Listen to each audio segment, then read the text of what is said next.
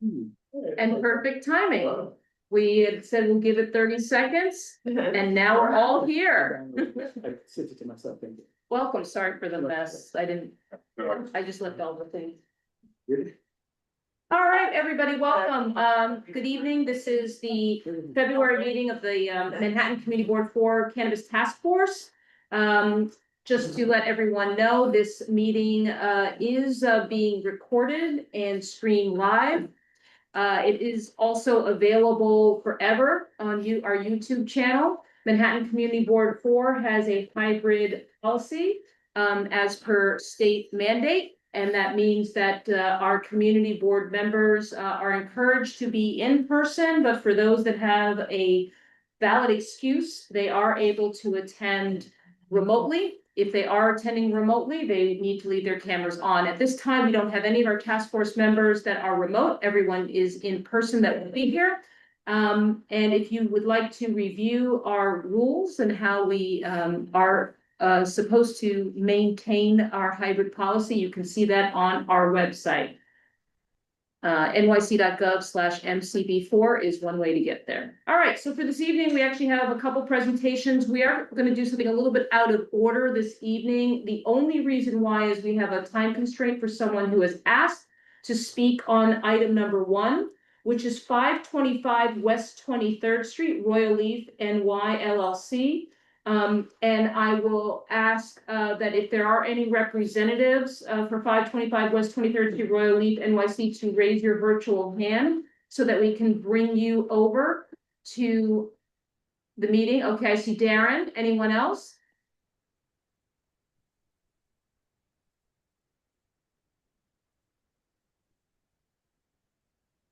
Darren, welcome. Can you hear us?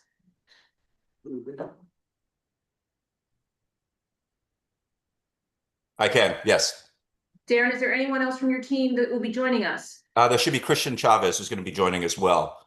We were a little confused because we didn't have a presentation link. We only had the attendee, so there's a little bit of scramble at the last couple of minutes. Okay, we'll give it a minute for your colleague to show up. Let's see who we have here. Do we need to send that link to them, or they have it already now? If you could send it directly to, hold on, he's actually contacting me right now. Hold on. Okay.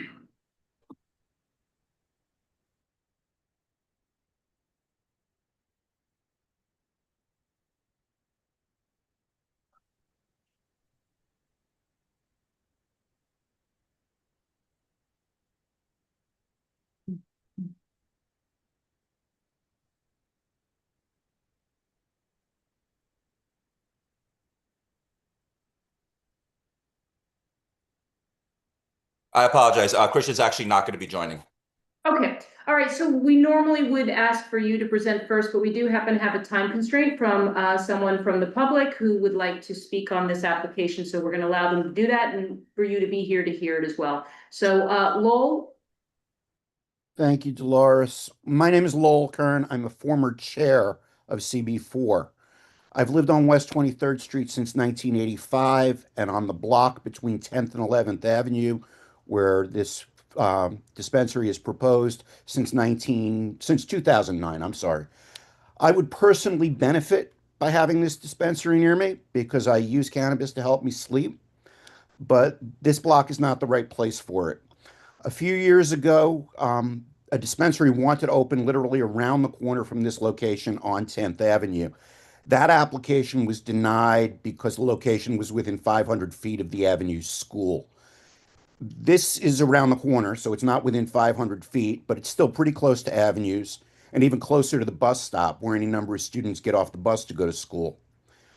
The other problem I have with this dispensary is that this block is overburdened already. I choose to live here, so don't take this as a complaint, but the traffic is intense on this one block. We are home to EMS Station 7, which some of you may remember Corey Johnson promised to move a decade ago, but it's still here. We're home to a major High Line entrance with an elevator. Tourist buses regularly stop on our block. I should stop reading and just wing this. Drop off visitors to the High Line. We have the busiest U-Haul location in the country. We are a main thoroughfare for people going to Chelsea Piers. We have a Manhattan mini storage, and we have all of the art galleries, which make Thursday night's chaotic scene with everyone drinking free wine from the opening spilling out into the street. We don't need to increase the partying by making cannabis available on the same block. I would urge this working group to deny this application as this is not an appropriate location for this use. Thank you. Thank you, Lowell. We appreciate you making the time to give your statement.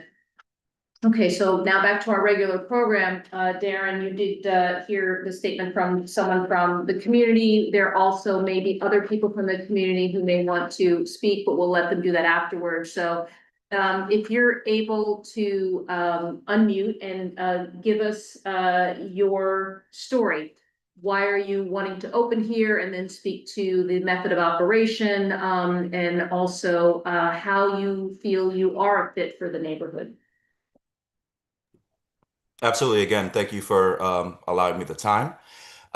So just give you a little bit of background of who I am and how I'm actually connected to Royal Leaf. I am a consultant. I have opened about 8 locations within New York State, 4 within the boroughs of New York City. My client is Christian Chavez. He is the CEO of Royal Leaf. He has tasked me with the opening to get everything operationally sound and as far as regulatory to make sure that's all buttoned up as well. So Mr. Chavez had looked at 23rd Street. He did have a location that was operating in the Bronx. That location was open for roughly about 2.5 years. Unfortunately, due to lack of foot traffic and, for lack of a better word, untrustable funding, he had to close down that location and transfer the license. So he is looking again to open in on the 23rd Street location. As far as what we can bring to the community, we are looking to hire locally. We are not paying minimum wage. We are paying actually very, very fair wages. Our lowest hourly payment would be roughly about $24 an hour, with management making significantly more. We are going to increase security in the area. Aside from having interior cameras, we will have external cameras that are going to look up and down the street as well as directly out in front of the doorway. As far as also hindering any sort of traffic in the area, we are going to have a controlled door. There will be security at the door front. You are not going to be able to view any sort of cannabis products from street level. In accordance with OCM guidelines, we're not going to have any sort of signage outside that's going to be appealing to anyone under the age of 21. And our hours, we're going to run, the latest is going to be 10 o'clock. So I don't see us really interfering or having any more traffic that's, you know, for all the art galleries that are going on and everyone who's going out to celebrate on the weekends or anything like that. I don't see us really being a hindrance to the community in that regard. Great, thank you. Do you know, can you speak to about how many people you expect to employ? We're going to employ initially about 9. That is going to increase as volume dictates. Okay, well, I'm gonna open it up to questions from the task force. Rodney? Hi, can you talk about your outreach to the community? The CEO actually has done some outreach. I cannot exactly tell you who it is that he's reached out to. I know there's a lot of community groups. I personally have reached out to a lot of the buildings in the area, the local organizations, just to let them know that we are intending on opening at that location, and hopefully there can be some partnership between us. And what's the feedback from the folks that you talked to at the CEO? Surprisingly, there's only one gentleman who responded back to me out of the 30-something people that I contacted. He just wanted to see the application, and that was really it. Sure, can you talk to me about the public notice? Was it posted?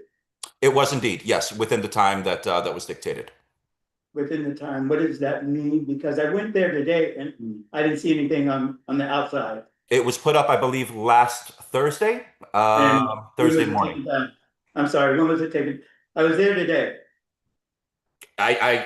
My employer, from what I understand, did not take it down. I can check right now, but he did post pictures. Let me see if I can get those for you. Okay, thank you.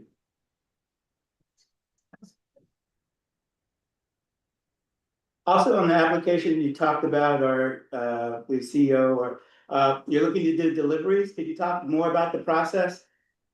At the gate, I don't believe we're going to do deliveries immediately. It is something that we are looking at. The process is going to be, it's going to be done through e-bikes. Honestly, it's probably going to be maybe one or two. Storage of the e-bikes will take place at that location. Charging of the batteries will not take place during non-business hours. So we are having a software company called OnFleet that is going to pretty much optimize the routes of the deliveries.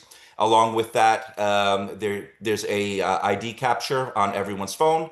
The ID has to be verified at the point of delivery, and any transaction, any sale has to be paid for before it can actually leave the physical location. Thank you. Can you clarify when you said you'd be probably using e-bikes, but you would be storing them there? Does that mean you're storing them inside? The bikes will be stored inside, yes, but again, batteries will not be charged when nobody's at the physical location. Understood. Tina? I have a couple of questions. What is the owner's connection to the community neighborhood? Honestly, there is no connection. He's never lived there. He lives in Jersey.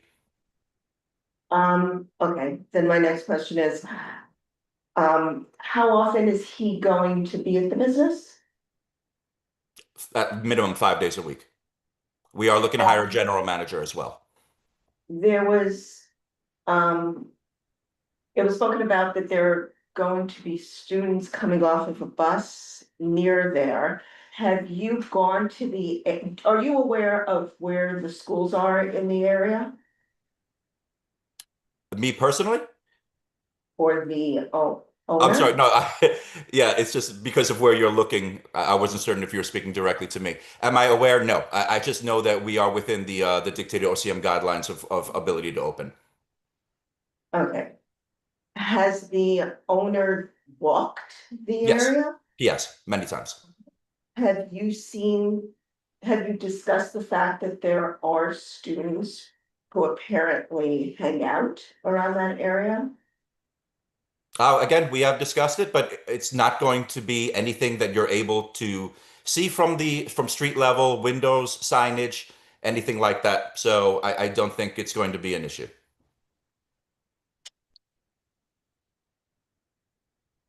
Okay. But okay, I'm just a little bit concerned because it sounds like no one is really familiar with this area and the community. No, the CEO is, again, he has visited a number of times. The door is gated, so we do not let anyone under the age of 21 into that facility whatsoever. We could lose our license. Alan, you had some questions? Yeah, thank you, Darren. I'm looking at the application, I'm assuming that Christian is, your license is going to be a license holder? He is technically his wife and his partner, Angel Teresetta, are the license holders. Yes. Okay, and Emily Chavez? Emily Chavez is Christian's wife. Right. So do either of those two have any experience in cannabis business, do you know? Yes, again, they operated the location in the Bronx for roughly about 2.5 years. I don't know if you're familiar with the Cannabis Grower Showcase. They also handled about 2 of those in the Westchester area as well. I'm just curious, as a consultant, would we be aware of any of the dispensaries that have opened up in our district that you consulted on? I was a former director of retail for Gotham. Gotcha. So I opened the 3 East 3rd Street, the first location. I was brought on before they even had a physical location. Now, on the application, they state whether you're within a certain feet of a playground or a park or playground. And you mentioned Chelsea Park, which is considerable ways away from this particular location. However, if you've walked up to 11th Avenue, there's a large park there called Chelsea Park. And within Chelsea Park is a children's playground. And I would assume, I don't know if you've measured it out, but I would think you're probably within the range of that park in terms of the regulations. We looked at everything, and I think the closest one was 1,000 feet as the crow flies. So I think we're right at the cusp. So you're within 1,000 feet of Chelsea. Because you didn't mention that on the application. I'm sorry for missing that, but again, everything was still within our available limitation. Sanford, Thank do you. you have anything? Thank you. No more questions. Okay. It looks like we have a number of hands up, in the attendees. So Janine, are you able to bring these folks over? Again, if you do have your hand raised, this is specifically to speak about this application, which is Royal Leaf NY LLC, and Janine will bring you over and allow you to speak.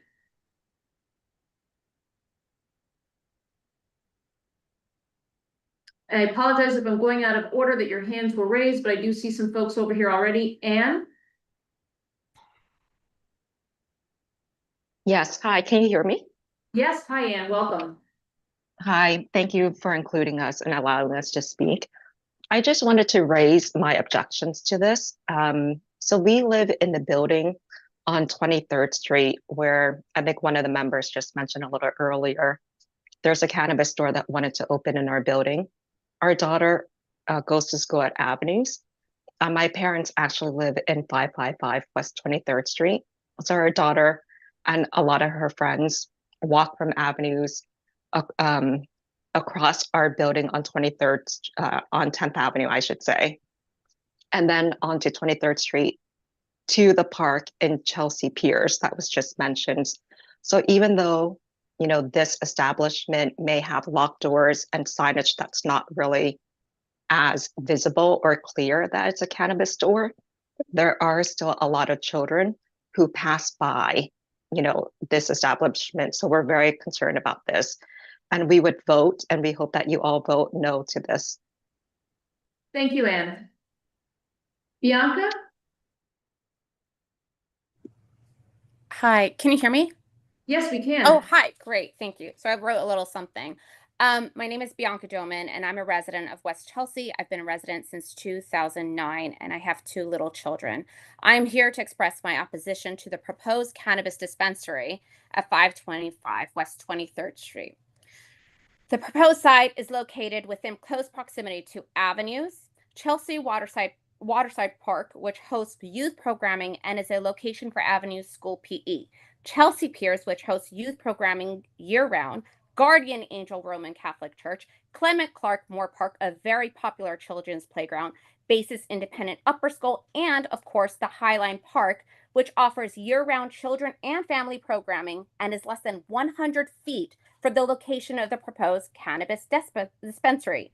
This corridor is heavily used by families, children, and youth sports participants on a daily basis. Hundreds of students and young children pass through this area before and after school, and both parks are primary neighborhood gathering spaces. I respectfully request that CBF carefully review whether the location complies with all New York State Cannabis Control Board distance requirements, particularly the 500-foot buffer from school grounds and public youth facilities, the cumulative impact of placing a dispensary within a high-density youth corridor, and the quality of life concerns, including pedestrian congestion, traffic, and loitering in an area already heavily trafficked area. West Chelsea is one of the most family-dense areas in CB4, and this stretch functions as a community hub for youth programming and recreation. Even though the board's vote is advisory, it carries significant weight, and I respectfully urge Community Board 4 to recommend denial of this application at this location. Thank you so much for your time. Thank you, Bianca, and thank you also for understanding what community boards are and being able to articulate exactly the community voice and how it relates to this advisory board. So we appreciate that. Lisa, welcome. Thank you, and thank you for allowing us to speak. I have been my family has been a resident of the neighborhood and we live on 23rd Street, also between 10th and 11th Avenues. We have 4 children. All 4 are teenagers, and my father, who's 100 years old, lives here as well. Not only do our children go to Avenues, but they have friends who don't go to Avenues. And they have friends who travel long distances to get to Chelsea Piers. To get to Chelsea Piers, they take the subway. And oftentimes they walk from the bus stop on 23rd Street to Chelsea Piers. I wonder whether the applicant realizes how many children are serviced by Chelsea Piers. And not only is there a waterside park, literally, I have to believe it's within 500 feet of the Tate, which is the building that the applicant is hoping to lease a space from. But there's also dog parks in addition to a waterside, the waterside playground. In addition to that, there is a soccer field, which many youth practice on from all over the city. And there's a basketball court. And I can't tell you how many times my children have met friends at that basketball court just to play around.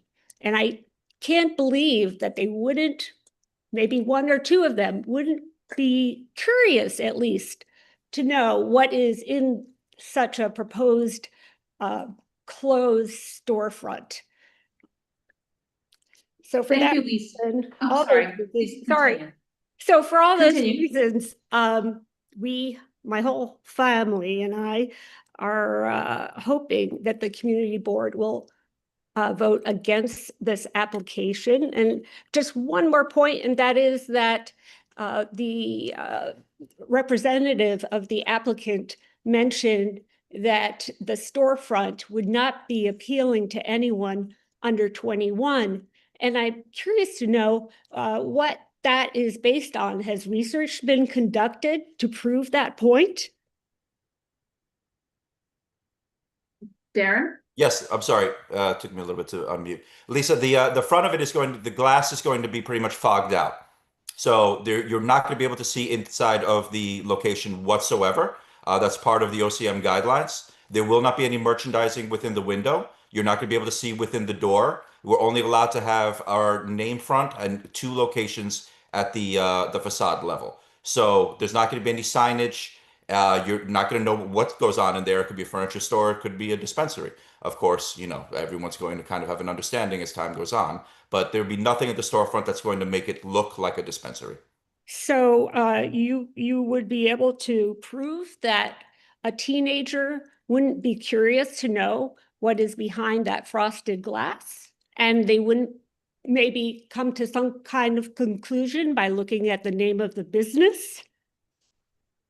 So Lisa. That is a possibility, but they won't be able to ever see what's behind the glass.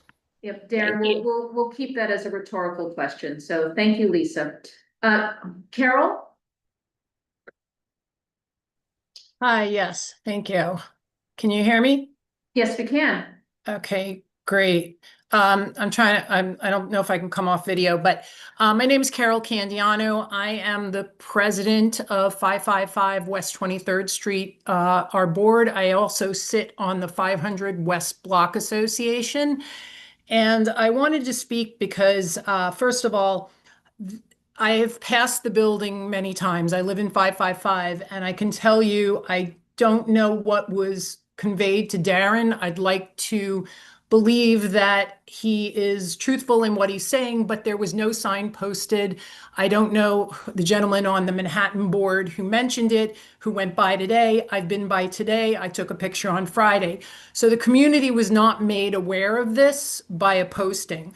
I was only made aware of it because we at 500 West Block Association happened to, a very short time ago, get an email, which then I shared with our building because nobody in our building knew. Our superintendent then went to the local buildings, the Tate as well as the Cortland, whose superintendents over there said they knew nothing about it as well. So I'm not sure how you posted this, but I can tell you it did not convey to us. And if you're hearing these people right now that are very, very heated about this whole thing, it's because we feel as though we have not been included in this and we have not been allowed to voice our opinions. And it's been a very short period of time in which we're now gathering our thoughts to speak on this. I also concur, Lo lives in my building, and the things that he is saying, it is an extremely high traffic block. The EMS, there are no less than 6 or 7 of those ambulances are parked on that street at any given time. U-Hauls are parked here constantly. Manhattan Mini storage, the trucks that are going in and out of there as well. It's a very, very high trafficked area. In addition to the fact that we have children on our block, this is a main thoroughfare and a main area to access to Chelsea, which not only is an area for children where it comes to sports, but they do run a daycare center there. They do run a preschool there. And although it may be slightly outside of the zoning that you may say, it is still way too close for comfort for this community. I can tell you right now, it is hard enough with the things that the kids are seeing on the streets with the paraphernalia and stuff that they have to look at. We do not need any more of this in our community in such close proximity. I understand that you have done this before. I don't know if you have done it in Manhattan. Apparently all the boroughs that you talk about, have you ever done one in New York City? Have you done one right in Manhattan? I didn't hear that. And I also am surprised that if Mr. Chavez is very interested in being part of our community, that he has not shown up tonight to show his commitment to our community. So I would ask at the very least that the board at least give us a chance to go over this a little further in detail, because I don't feel we were adequately notified about this. And I do think you're going to find an incredible amount of opposition from our community. So I appreciate you allowing us to speak. And I think I am in agreement with everyone so far that has spoken that this doesn't belong on our block. Thank Thank you, Carol. Alan? Yes, can you hear me? Yes, hi, Alan. Yes, hello. Thank you, everyone. I do want to, echo some of the sentiments that have already been said, so I won't take up too much time repeating the same. But I just wanted to come on here to try to educate myself and learn more about this. I'm part of the management team for the building that is directly next door to this proposed location, and it's a small office. We're an office of 3, and this is the first we hear about it. We were forwarded an email today through chains from other neighborhood communities. So I'm not sure what type of outreach was done, but I can confirm that the building directly next door had no notification of this. And so I am surprised to hear that some sort of outreach was done.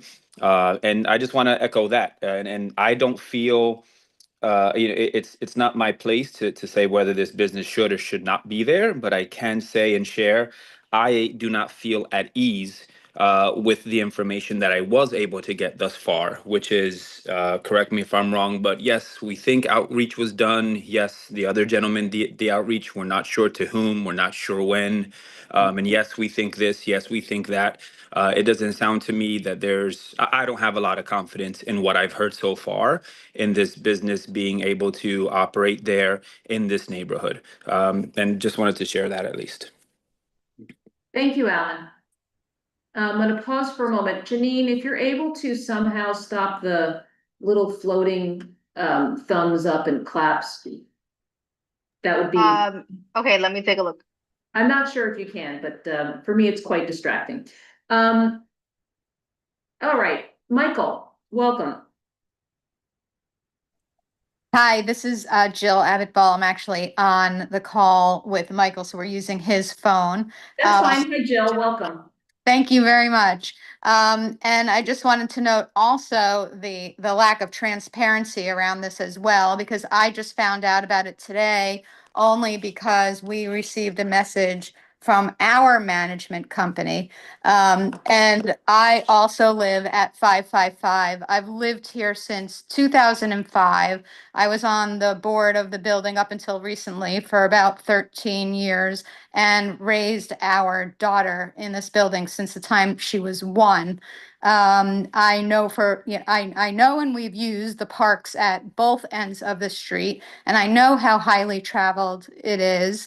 And I also want to say that this daughter that we raised in the building, if you do the math, she's 21 now. And I can tell you for an absolute fact that any teenager knows exactly what a dispensary is. So, and the name is going to give it away. So you could talk about a clouded window or say whatever you want. They know the dispensaries and they know where to go, and they're going to find their way in there if they want to. So there's nothing hidden about the fact that this will be, that this is or will be a dispensary. I also want to reiterate, I appreciate all the information that Lowell shared. And I also want to add to that, that there's also already a liquor store on the street as well. So that's also bringing traffic and adding to some of the issues that were already mentioned tonight. I wanted to note that the representative, I don't know what his name, I'm sorry, I forgot his name, but the representative who's on in favor of this today mentioned something about the dispensary not being an issue in contributing to the impact that the gallery opening parties bring to the street, because it's only opens until 10 p.m. and that has no bearing on whether it will have an impact, because the gallery parties start at 7 and go on until at least that time, with people loitering in the street around those hours. So I don't think that should have any bearing on the application. It's still going to be an impact to those parties and openings as well. And that's it. And I haven't actually, because I just found out about it today, I haven't done the measurements of where it goes to which park. But again, reiterating the fact that the owner didn't even join the call today and can't speak to any of this, I think also is, should be informative to the task force as well. But generally, the number of kids that are in the area and the traffic on the street, and the fact that this is a residential neighborhood that already has too much negative impact on it, should weigh heavily in favor of, voting against having this on our street. Thank you, Jill. Thank you. And I see that you've raised your hand again. Did you have additional comment you needed to make?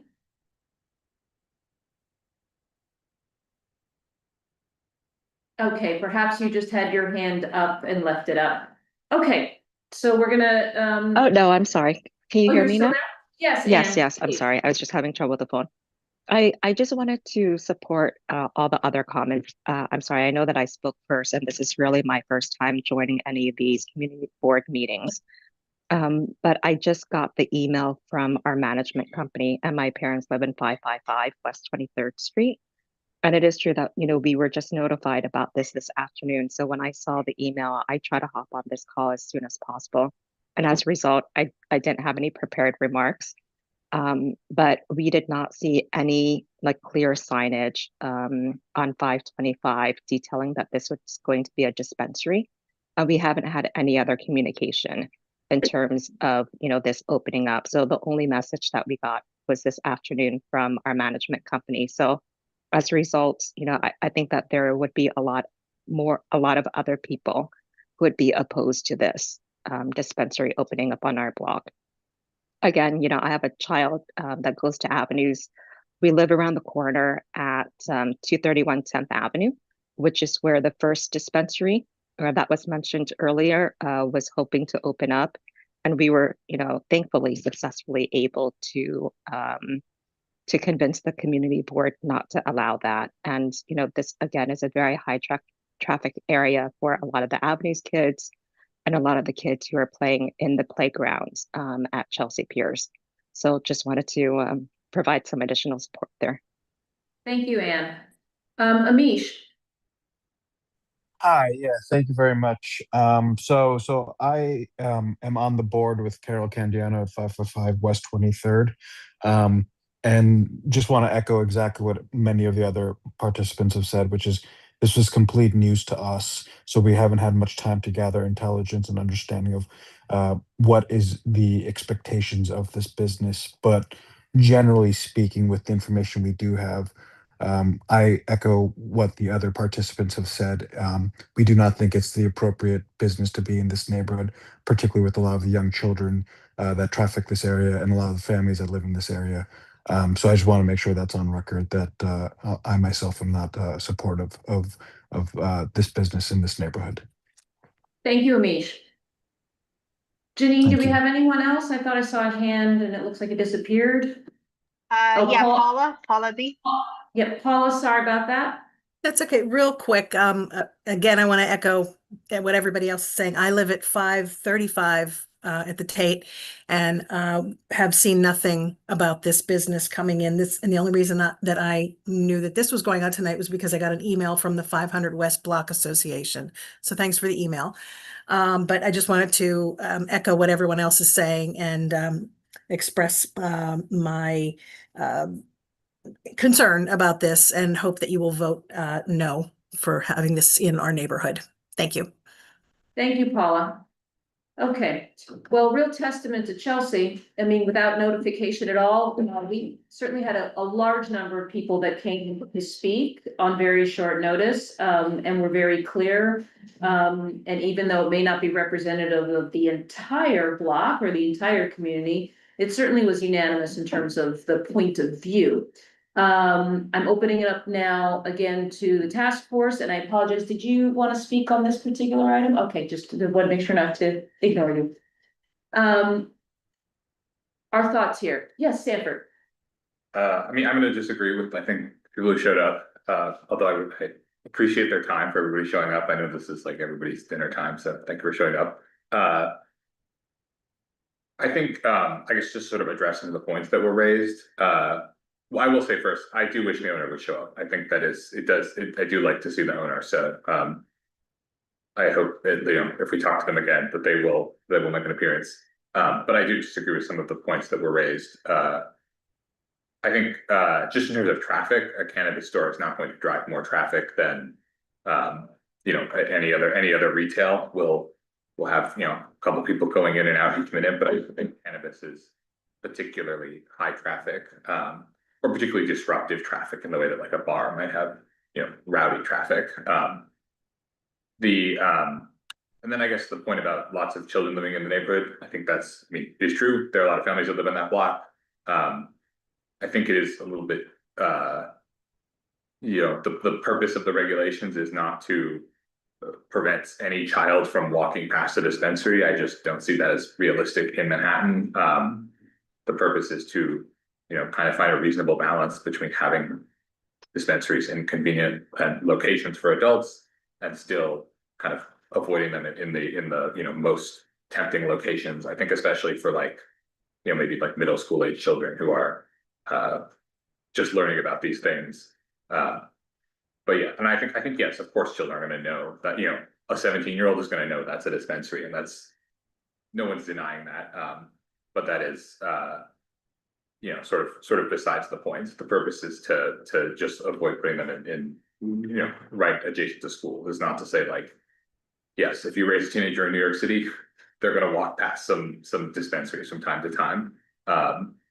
And then the other thing I would say is this is not like a high crime neighborhood area. Like we've seen a lot of these blocks, where people say this block should not have a dispensary because there is a lot of crime. It has people hanging out on stoops and doing things they shouldn't, or it just has a lot, a very large amount of bar activity, and people are going to go to the bars and then also go to the dispensary.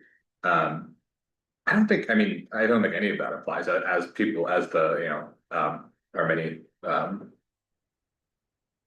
people said. This is primarily a residential block, and then it also has some industrial type usage, like the U-Haul, and so I don't think there's sort of an existing bad element or whatever you might call it that would be, that this would multiply. It would just kind of be its own business. So yeah, so for all those reasons, I will say I really do would prefer to have an owner show up, but I don't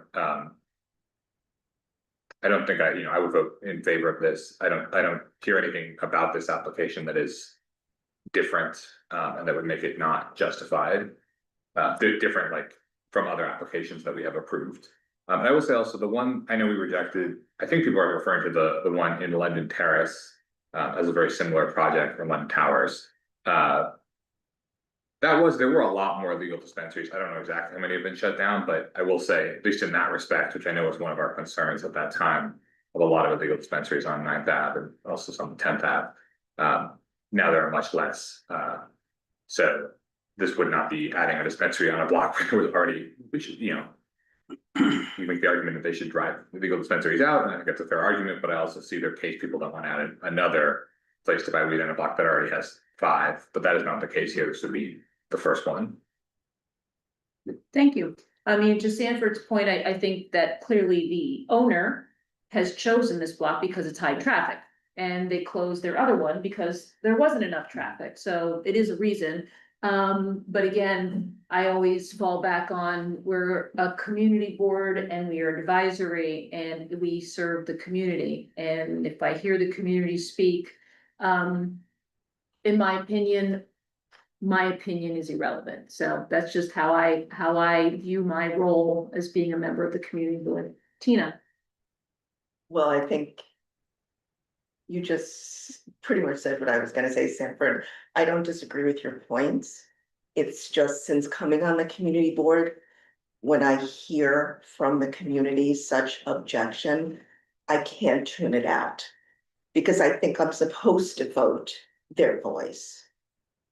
So I feel uncomfortable, even if this, I mean, yes, my block has a lot of kids, my apartment building has a lot of children, although in this case, my block doesn't have Chelsea Piers. And that does attract hundreds of kids. My kids from uptown came to Chelsea Piers. So we walked that same block, but I'll be short. You basically said what I was gonna say. I can't vote for this when so many people in the community come out who live there and say it's not an appropriate spot. Ellen, you want to say something? Yeah, I would agree with Tina at this point. And this, our role in terms of, community board. We've had residents that have come out in favor of it, even though they may have some issues with the favor of it. But I think the fact that they didn't take the time and effort to address their incoming business. I think all they needed to do was walk up the block and have something. Those are doorman buildings. There, I want to get in touch with somebody. Somebody from the building would have been in touch with them. They could have had a conversation about what was going on, and I find that to be really weird in terms of being a possible business owner in a community that some people may not want to have that business. And as somebody who wants to open up a business, I would say incumbent upon you to educate them as to what it is about and why it might be a benefit, and just have a conversation. So I would not be in favor of this application. If I would say if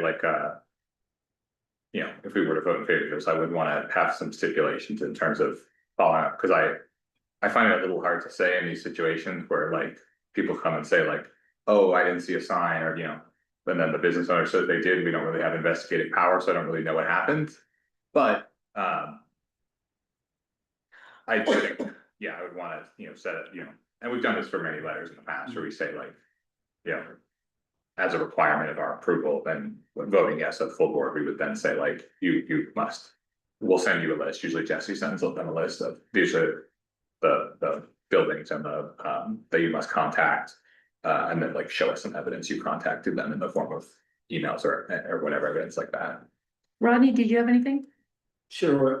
Just wondering, Darren, were you able to locate the picture of the public outreach notice?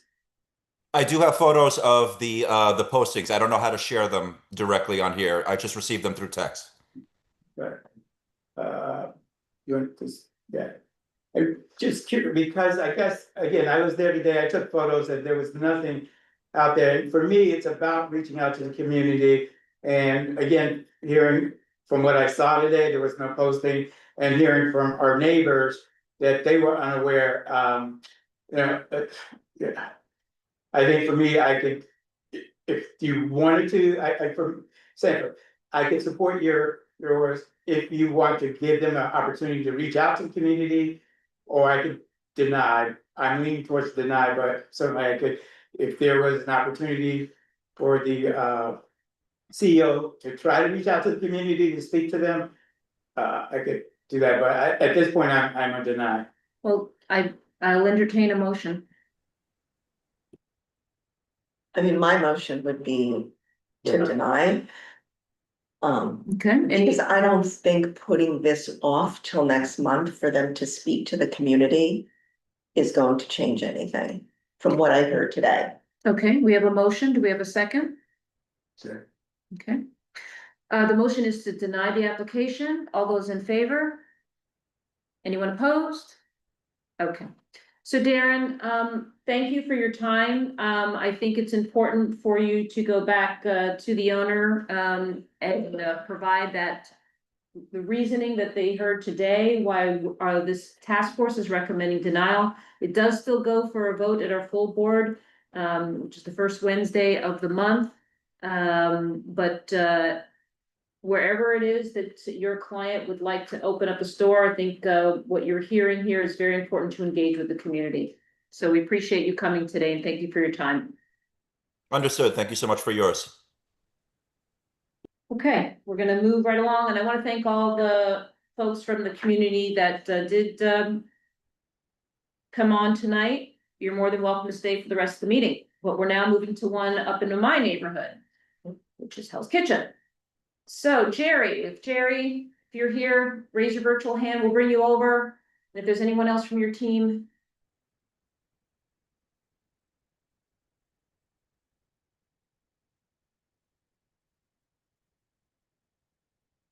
Hi, Jerry.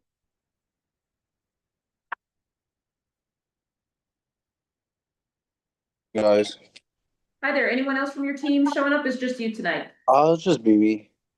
Great. So, you know, we're only getting started on renewals. You're probably, I think, the second or third renewal that we're talking to. So what we'd really love to hear is how has it been going for you? What have you learned? What is going on with the business? And what type of community reaction, support, non-support have you seen? We're curious to hear how it's been there on the corner of 56th Street for you. I mean, I'm honored to be here. It's been like a crazy year for me. You know, this is like the most hardest thing I ever did in my life, just because like, so much regulations and like I'm a very hands-on operator. I'm here like 6 days out of the week still,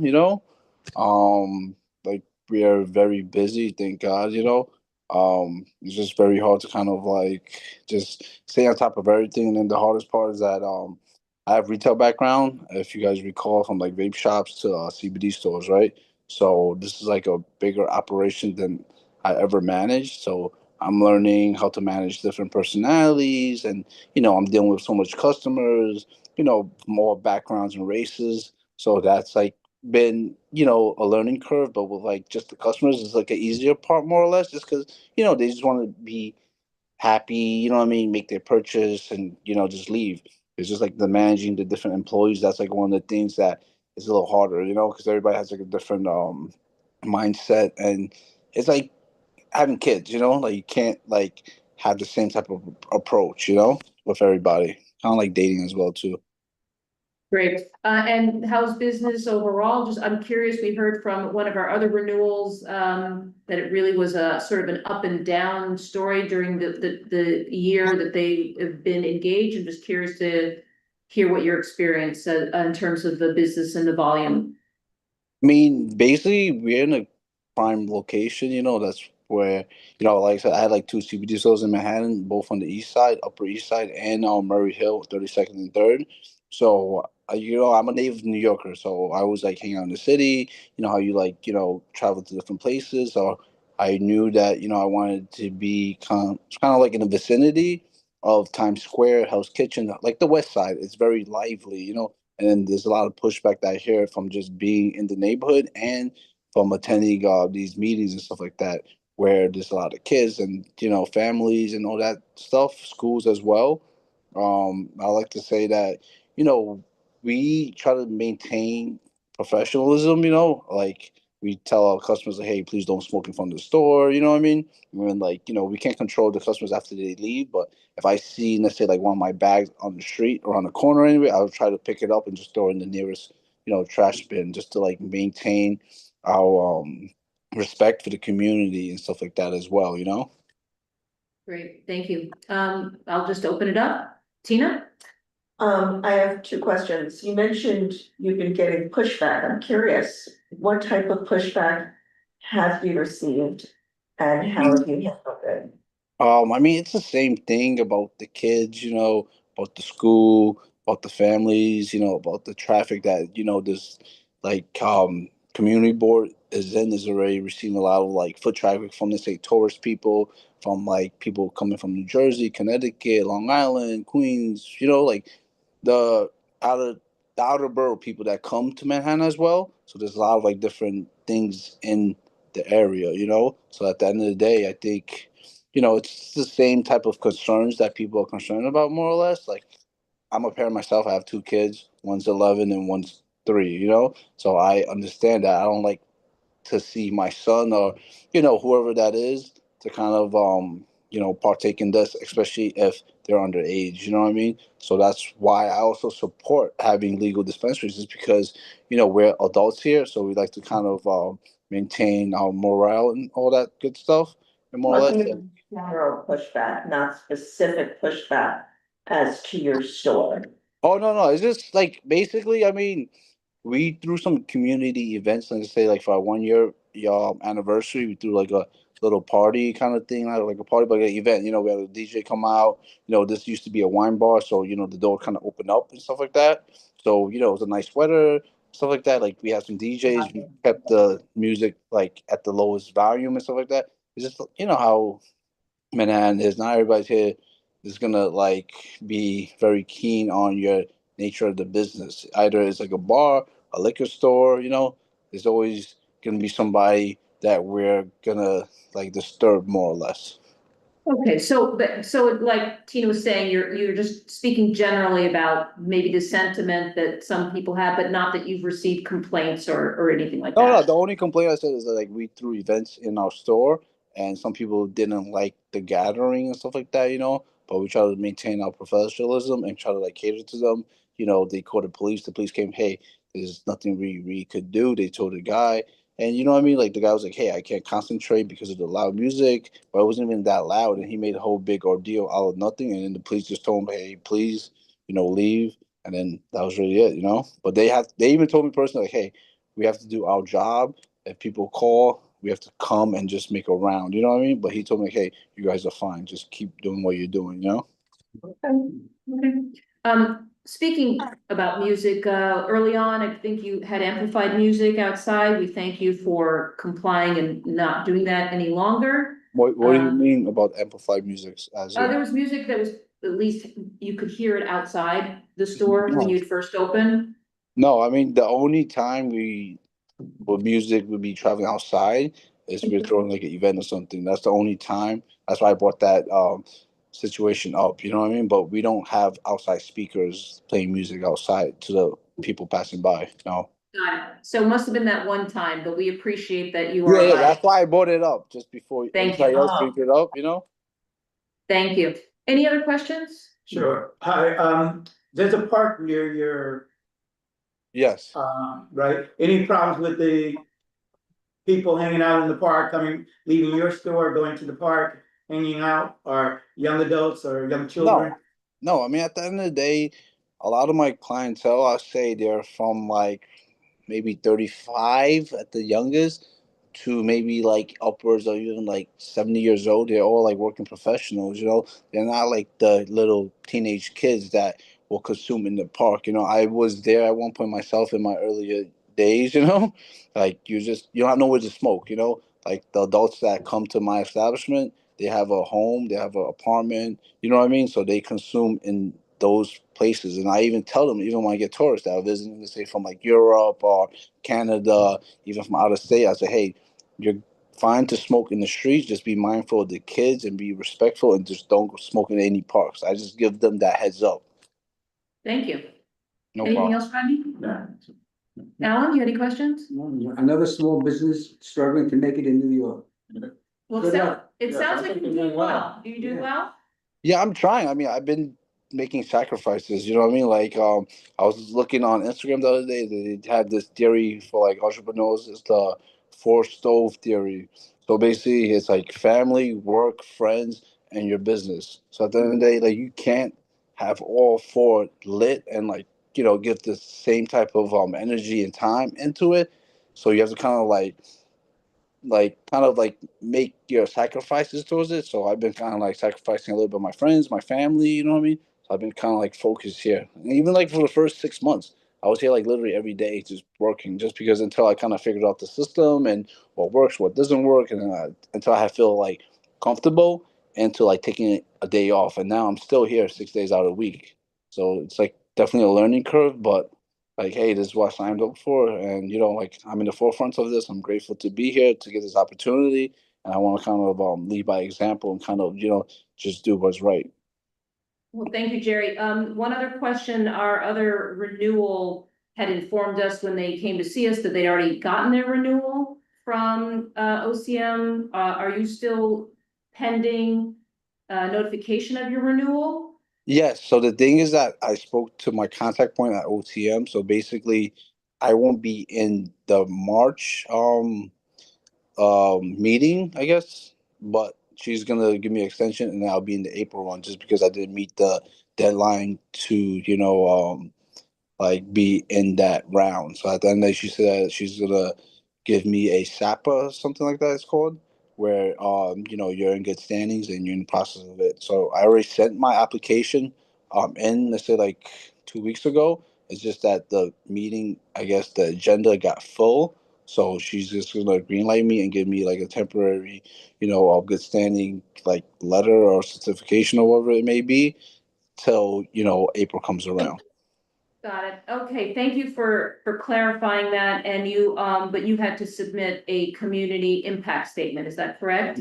Yes, I mean I sent it to Jesse because I've been Yep, working yeah. on that.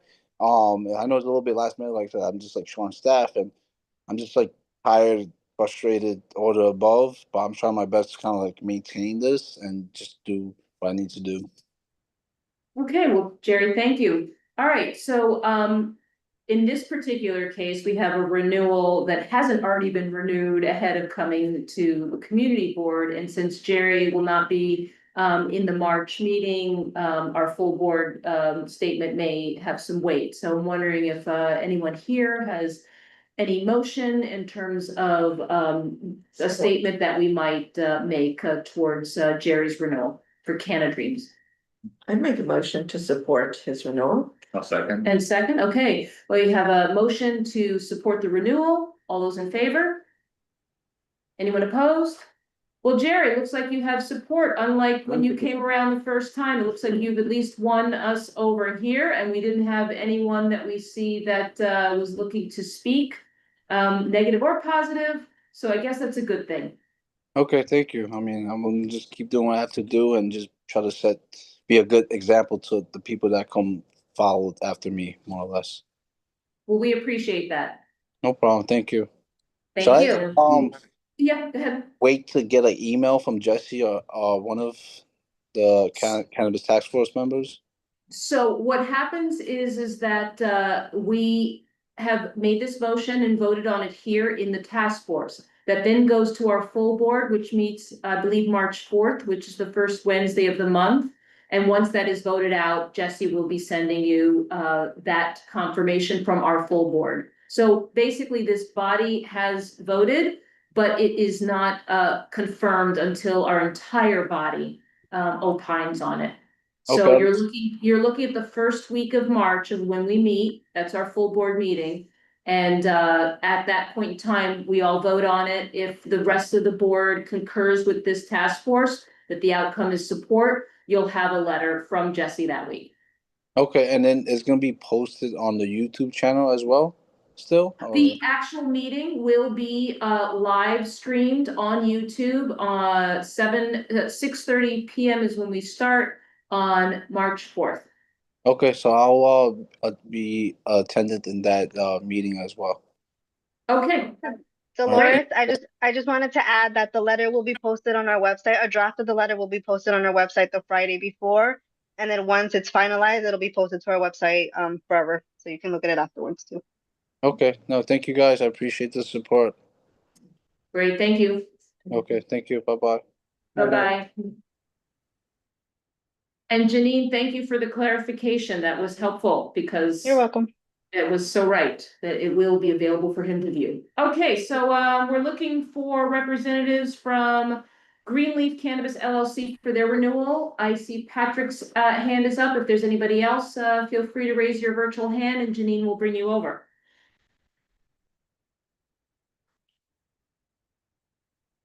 Hi, Patrick. Welcome. Hi, thank you so much for having me. Thank you for considering our application for renewal. Patrick, if I recall, you are representing the business or is that correct if I remember? That's correct. Sorry to cut you off. Excuse me. I am a spokesperson on behalf of the business. I've served a few roles as far as putting together most of the application paperwork and submitting most of the OCM and state level paperwork to get the conversion to micro business and then the retail compliant and operational. So it's been, at this point, I'm in charge of kind of liaising between different sections of the business because we actually have a functional processing, cultivation, and retail operating out of the location now, and doing some still government outreach to try to help ease some of the regulations that's causing an undue burden on the smallest operators and kind of these craft producers who are having the micro business, which is pretty unique license. So. Great. Well, speaking of which, we'd love to hear a little bit of what you've been seeing. We recognize that one of the challenges that you had was this corner is a problematic corner in general, and you had so much competition from illicit shops when you were still the micro business. So love to hear what's been happening in the last year. Yeah, well, thank you so much. It's been a whirlwind of a year. Coming up next month, early March, will be our 1-year anniversary of having the retail open at the location. So 2 years was actually kind of gone by almost a little over since I was in front of the board last asking for the conversion to micro business. And we got the conversion approved at the state level well over a year ago. But the retail, we had to go back and do a little bit of extra work to make sure we got our distance requirements carved out because we did have indoor trees in the interim when we had our grower showcase and we closed it. Indoor trees opened up a little under 1,000 feet from us. So we had to go back and get the proximity waiver. So it all came out to us opening about a year ago. It was a little bit of out of the frying pan into the fire with competition because while a lot of the illicit market shops that were on 9th Avenue closed down, we did have 2 other legal dispensaries open up in the 1 year we were closed, or we did have one dispensary, indoor trees, and then right after we opened, we had another dispensary open up on 8th Avenue on the other side of us. So none of those dispensaries are doing what we do and have the micro business, and none of them are growing in the building, and we've had a great year of a learning curve and progress that's been made. It's not really shattered any sales records. I think that the records are public and we are kind of near the bottom, unfortunately, of the list as far as retail revenue goes. But a lot of that's due to the license. We came to market with our own product from one final harvest at our previous location upstate. We did our final kind of grow up there and then abandoned the location. We are now full-time here, and it took us until 2 months ago to get our first legal harvest, harvested, cured, and now in stores, tested and being sold out of our store as we speak. So I wanted to take a moment to congratulate you for approving that and kind of getting that over the finish line, and thank you, because without your approval 2 years ago, this is the first legal cannabis harvest in Manhattan. So that's significant. And we're really excited to debut that. We're really proud of it. We were able to recruit a very talented grower who is just coming back from California and really excited and enthusiastic to kind of bring this project to light. And there's no kind of ceiling to where we can go, but it's all kind of developing as we speak. And one other question, obviously your area is high trafficked from many more people than just who lives in the community. Very curious to hear if you've had any community reaction, support, negative pushback. What is your take on how the community is accepting your store? I would say overall, the reaction's been extremely positive. We were able to keep at least 3/4, I would say, average of the original regulars that I love to serve in fall 2023, that when we had the grower showcase, and a lot of them found their way back to us, and we made sure to reach out and let them know we were open again and ready to provide and service them again. A lot of the hotel employees love to come see us kind of on a break or after their shift or on their way out of town, or we are some people's kind of normal morning stop off of the Port Authority bus, or their evening stop right before they get back on the bus. I would say overall the market's around 70% tourists who are kind of coming through our doors on a given day, just because of how many hotels are directly adjacent to us. But even having that 40% of kind of Hell's Kitchen locals, they are really kind of loyal, like every week, once a week at least, kind of locals. So that's been really really rewarding to cultivate those relationships. And we're revamping everything kind of on our 1-year anniversary mark. We're upgrading the logo. We've got a new director of operations coming in. We've got a new director of marketing and a new retail GM. So we're just kind of bolstering the team to take everything to the next level now. Okay, well, with these changes that you're putting through, since you're mentioning them, any major adjustments to your method of operation? Any things that you think may impact the community, delivery, these types of things? Because those are things that I think that we would want to consider. Yeah, absolutely. No major structural changes. Just kind of improving the processes we already have. So like better ID scanners, so that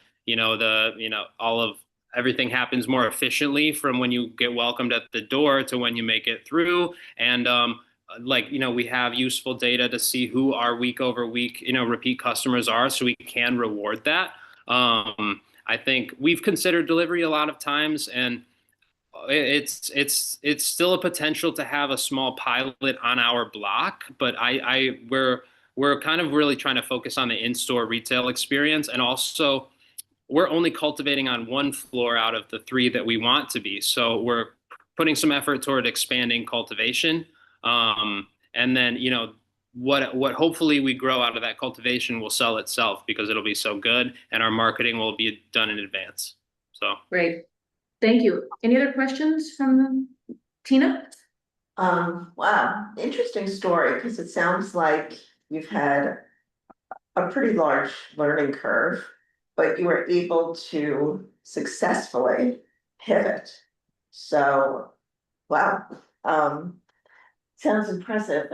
But it leads me to the question, how do you market your store?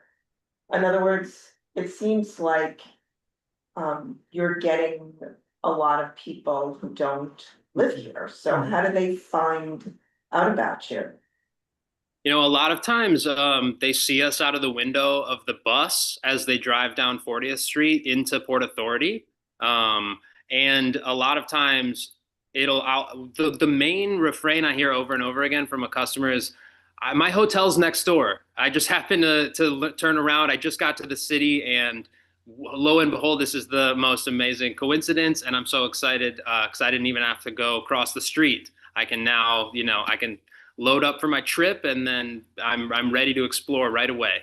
You know, where should I go to eat dinner, kind of thing.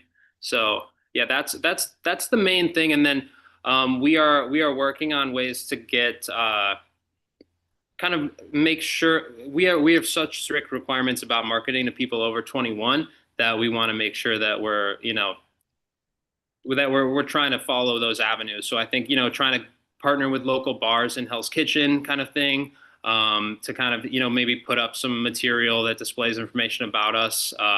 And then, yeah, just kind of focus on maybe some of the hotels that tend to have, you know, mostly adults, or, you know, the kind of put it in a place where the concierge would know, where people are clearly 21. But yeah, marketing is mainly, you know, we want to make sure there's a big press push now that we have the legal harvest, but you know, marketing is really treacherous in this industry and really regulated. So Okay, well, we appreciate you staying within the law. thank you. Yeah, it's important. It's a good example to set, and it'll reward us down the road. We're sure. Great. Any other questions? Okay. Anyone from the public that wanted to speak on this? I didn't ask the last for Jerry's, but okay. Do we have a motion from anyone? Tina? Motion to, God, or support the, Support the renewal. Support the renewal. Okay. Thank you. And we have a second. Okay. You know, I'm supposed to write these things down. I haven't done that. All those in favor for supporting the renewal? Okay, no one's opposed. And did you want to speak on anything? No? Okay. Well, Patrick, thank you. Best of luck. Thank you so much.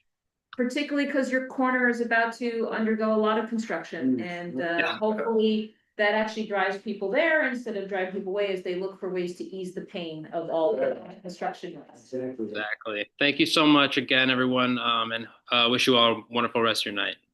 Thank you so much. Thank you. Bye-bye. Bye. Okay, anyone want to bring up any new business? Yes. No question. For procedural, I'm under the impression that the person applying for the license is supposed to have a financial interest in the business. Is that true? Was somebody not, did they not have financial? Yeah. I mean, it was his wife, which. Well, I don't know. But I just want to bring it up. Should we be speaking to people who are? So we have in the past spoken to people who are representatives of the business. As in some cases, the people who actually are the license holders have accompanied them. In some cases, they haven't. We have tended to judge more on the merit of how experienced someone is, or whether or not the area is appropriate, than whether or not we've heard from the actual applicant. I think in the. So usually we wanna just to. I don't know, this is my take, but I think we've kind of felt this way in the past. Whoever is going to actually be in the store on a day-to-day basis is probably the most important person to have there. So just a consultant is probably not ideal, because consultant, they're gonna, you know, help set up and do things like this, but they're not gonna be there every day. But if, you know, I forget his name, but if the CEO is gonna be in, you know, 5 days a week, and they're gonna be like the person in charge, like that's, in my opinion, I think who we want to talk to. And maybe in the future, honestly, we might see situations where we talk more just like a general manager, and we see more removed as the industry like matures. We might see, you know, more removed ownership model. But I do think, but I think like however, that is realistically, we have had you a wanna talk to like concern. the person who's. Well, we have had a Going to concern be about the there. license and who is representing the license. For example, as we've noted in our previous meetings, that people are selling shares, so to speak, of their license to allow for a funder or an operator. So I think it's going to vary. I don't think it's a set thing that we only would want to hear from the person who's the owner, or only the person who's the operator. I think that there's a lot of things that we're juggling to make our advisory recommendation based on whether or not it's appropriate for the community. And I don't think it's. Do we say anything in our like communications about who we would, I mean, we could just, you know, if this is not clear, it may already be very clear from what Jesse communicates, but like indicate like please do not just send a representative. In BLP, we hear from usually lawyers. We don't often have the person who is the bar owner that is Yeah, coming to. and that's what I was getting at, is I kind of imagine in the future, I think, the initial crop of people was sort of very entrepreneurial, but I could imagine as it becomes like bigger business, there'll be more, passive investors who basically just invest a share of the capital and then take a share of the profits, but they're not involved very much in day-to-day management. Which is, how bars often work today. But again, I think it's sort of immaterial for us. We want to talk to like who's going to actually be in the store and like be in charge. Well, I think on the applications that we're working on, there was a question on there as who's going to be managing it, right, day to day, to get to that point. Sometimes it's not the person who's actually taking the effort. I didn't see it on, it looks like the whole form got changed. No, it just never got updated. Sorry. No, because we had the whole form. Yeah, we had a whole. We have it. It was, I didn't formally send it to Jesse. I'll get it done. No, it's important to know who's going to be doing the day-to-day thing, but you also want to know about who is the licensee.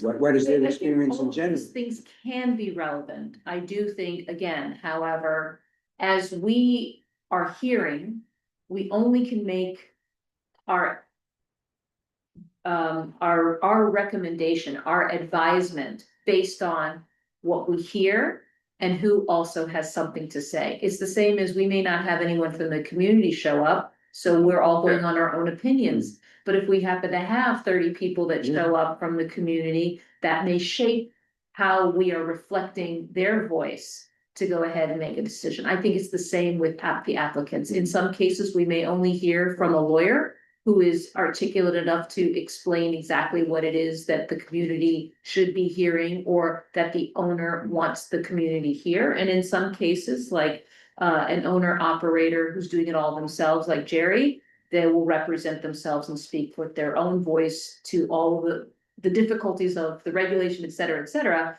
and not have a polished presentation. I really think that it's hard for us to dictate how people should present their business. But I do think the questions that we're asking, can you explain who's going to be there day to day? Can you give us a little bit of their background? I think those are things that are important for us to try to dig into in general so that we have a better understanding of who's actually going to be in our community, because it won't be the lawyer. Right.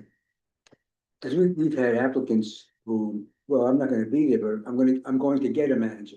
Yes. We're looking for a manager. Right. Those are people early stage of just going through the process. I think, as you mentioned, the industry is maturing. Yeah, it's always been my perception in those cases that the applicants, if they're showing up to the board and they have yet to acquire a manager, they're fairly deep in the process. They have some intention of being actively involved in the store, even if they also have a general manager. But I do think that these are valid questions, which reminds me, I will get the form updated. And we'll go ahead and incorporate maybe a couple of these other ideas and then make sure to finalize that next month. So I have a deadline. Because it puts them on. Oh, no, did I just cut us out of our meeting? Hold on. Oh, Janine, you're still there. Okay, I hit a button and lost everybody for a second. Sorry. Oh, no, we're still here. Okay. All right, so any other new items? I'll entertain a motion to adjourn. Sure. Go ahead. Motion. Second. All right, all those in favor? All right, Janine, you're off the hook. Thank you so much. No problem. Have a good night.